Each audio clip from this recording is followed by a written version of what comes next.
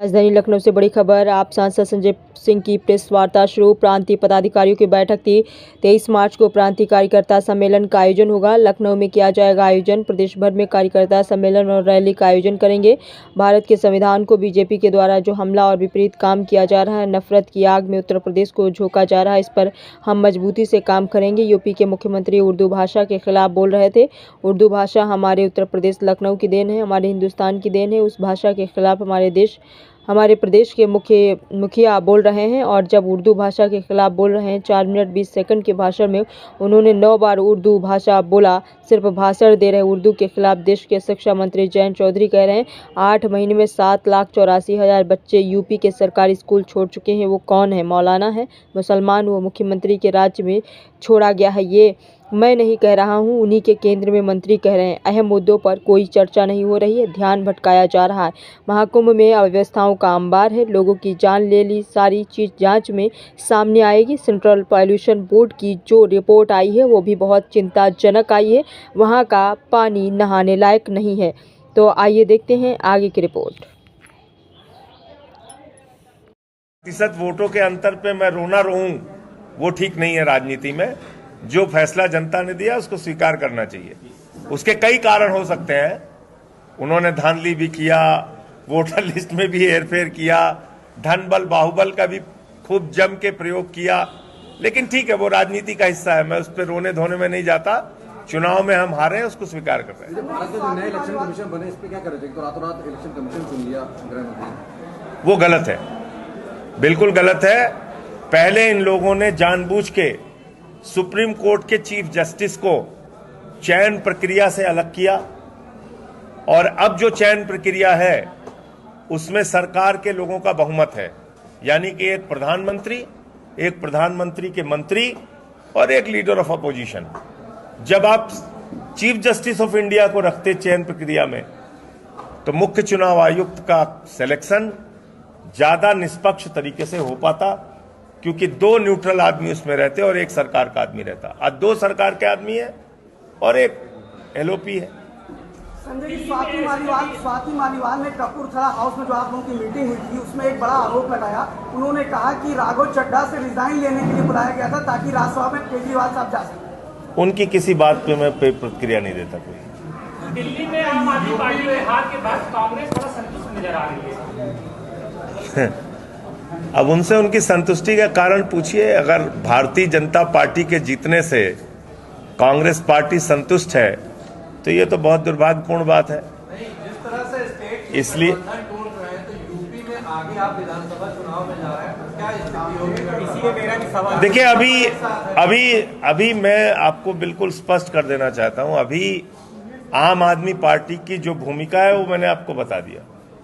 हमारी भूमिका संगठन निर्माण की है, हमारी भूमिका संविधान की रक्षा की है, हमारी भूमिका उत्तर प्रदेश में जो नफरत की राजनीति का बीज बोया जा रहा है उसको खत्म करने की है, और उससे कोई अच्छी राजनीति निकलेगी ऐसी उम्मीद करता हूं। अखिलेश यादव कह रहे हैं इंडिया गठबंधन साथ लेके चलेंगे, कांग्रेस को नहीं छोड़ेंगे, तो क्या आप साथ रहेंगे?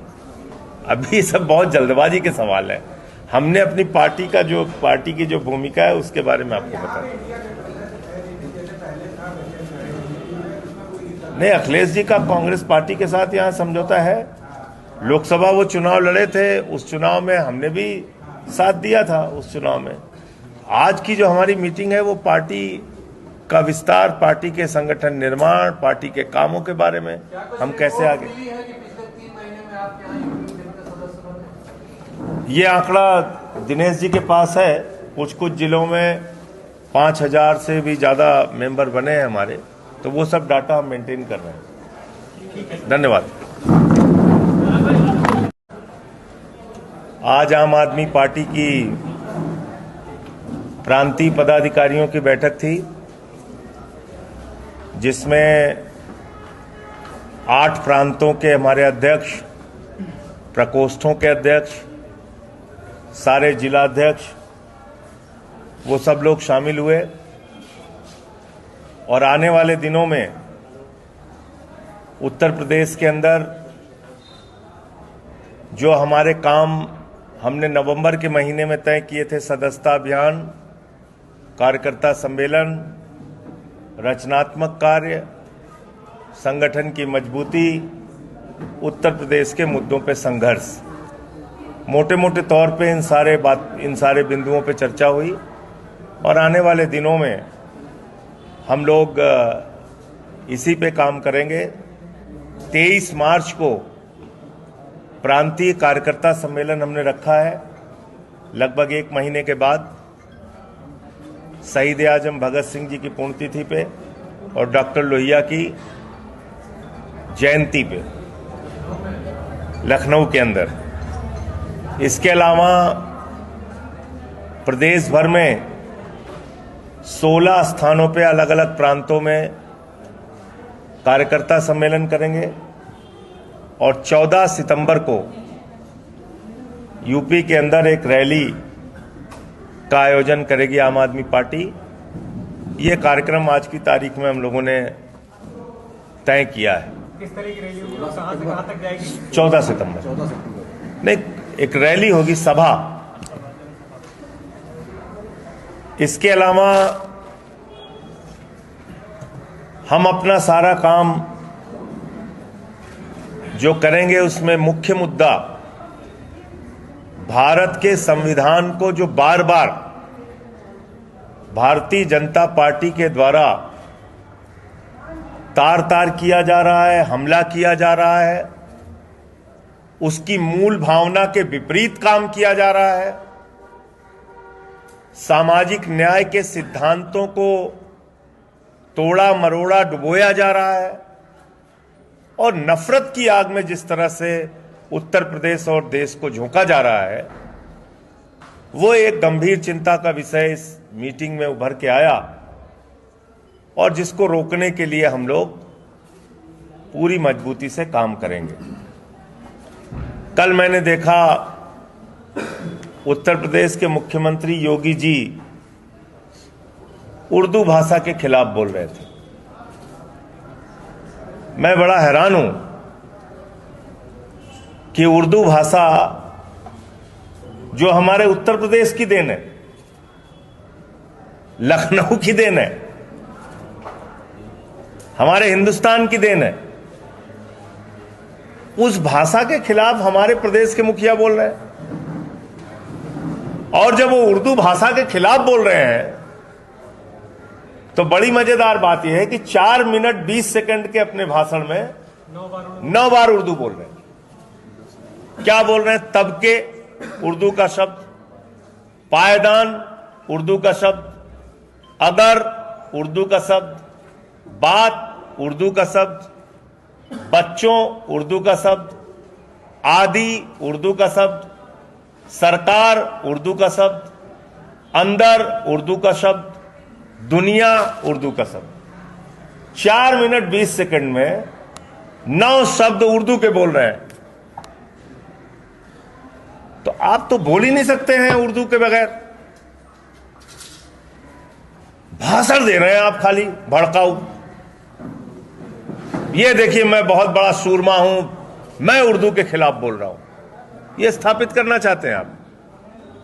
आपने उत्तर प्रदेश की हालत बताई। ये मैं नहीं कह रहा हूं, लोकसभा के अंदर देश के शिक्षा राज्य मंत्री जयंत चौधरी जी का जवाब है। वो जवाब मैं आपको दे दूंगा, पढ़िएगा। और उत्तर प्रदेश की सरकार से मैं पत्रकार बंधुओं से चाहूंगा सवाल जरूर पूछिएगा। 8 महीने में 7,84,000 बच्चे सरकारी स्कूल छोड़ चुके हैं।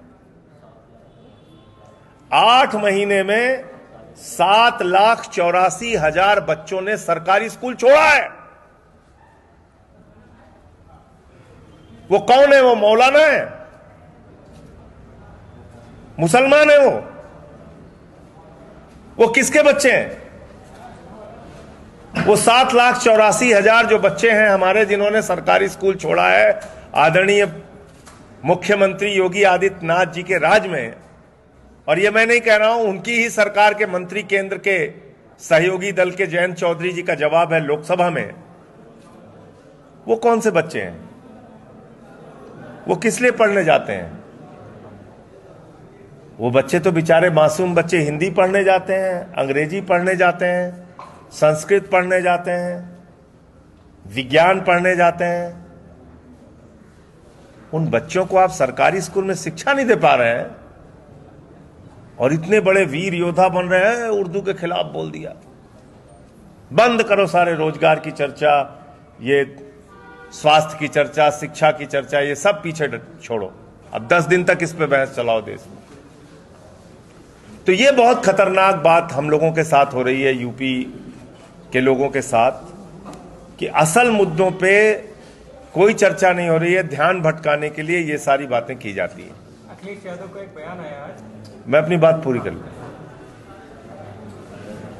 तो इसको लेके और संविधान के हिसाब से देश चलना चाहिए, इसको लेके हम लोग बहुत सारी गोष्ठियां और सम्मेलन भी करेंगे। ये भी हमने तय किया है। 7,84,000 बच्चों ने सरकारी, यूपी के टोटल 11 लाख हैं, पूरे हिंदुस्तान के 11 लाख बच्चे हैं, जिसमें 65,000 बच्चे आसाम के हैं और 7,84,000 बच्चे उत्तर प्रदेश के हैं। और वो जवाब मैं आप सबको दे दूंगा, शेयर कर दूंगा, निकाल लो। तो हमारी प्राथमिकता क्या है? रोजगार के लिए नौजवान निकले, लाठी खाना है। फसल के दाम के लिए किसान निकले, लाठी खाना है। शिक्षा की आप बात कर नहीं सकते, 50,000 सरकारी स्कूल बंद करने की आपकी योजना है।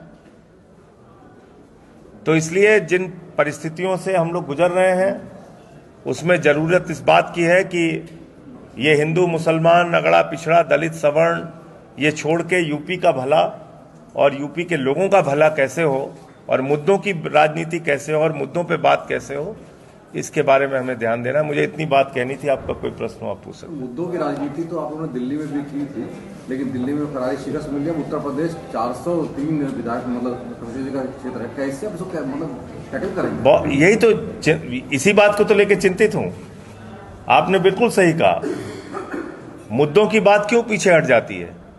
क्योंकि यही नकली बातें लोगों के दिमाग पर ज्यादा प्रभाव डाल रही हैं।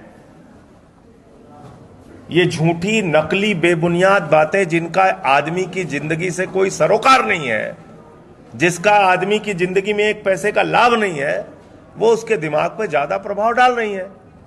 और उस प्रभाव को कम करने में विपक्षी दल पीछे हैं, जिसमें आम आदमी पार्टी भी शामिल है। मैं स्वीकार करता हूं, हम लोग पीछे हैं, उसमें हम नहीं सफल हो पा रहे हैं।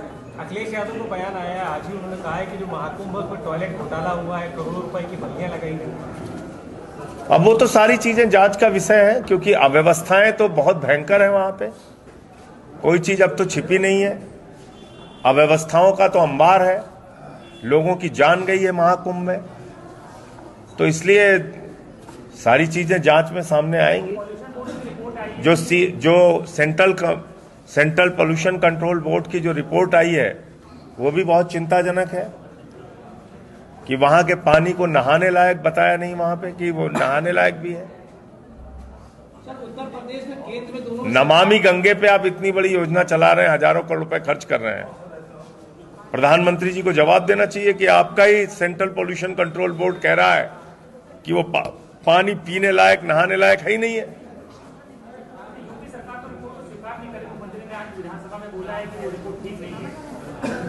तो लड़े मोदी जी से जाके।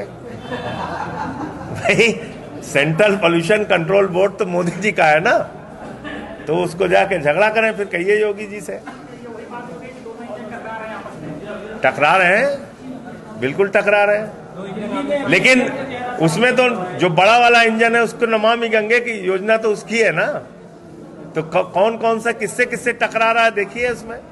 लेकिन जो सेंट्रल पोल्यूशन कंट्रोल बोर्ड की जो रिपोर्ट है वो वास्तव में चिंताजनक है और सुप्रीम कोर्ट ने इसका संज्ञान लिया है। तो मामूली बात नहीं है ये।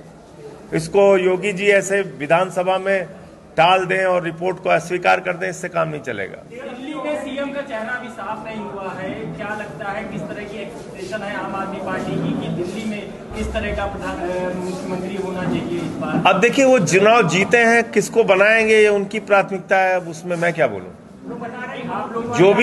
जो भी मुख्यमंत्री बनाए वो दिल्ली के लोगों के लिए काम करे, बस हमारी तो ये अपेक्षा है। 10 साल तक एक बात फिर 10 साल तक आप लोगों ने सेवा की, जनता के बीच भी गए होंगे, कुछ उनकी भावनाएं भी रही होंगी।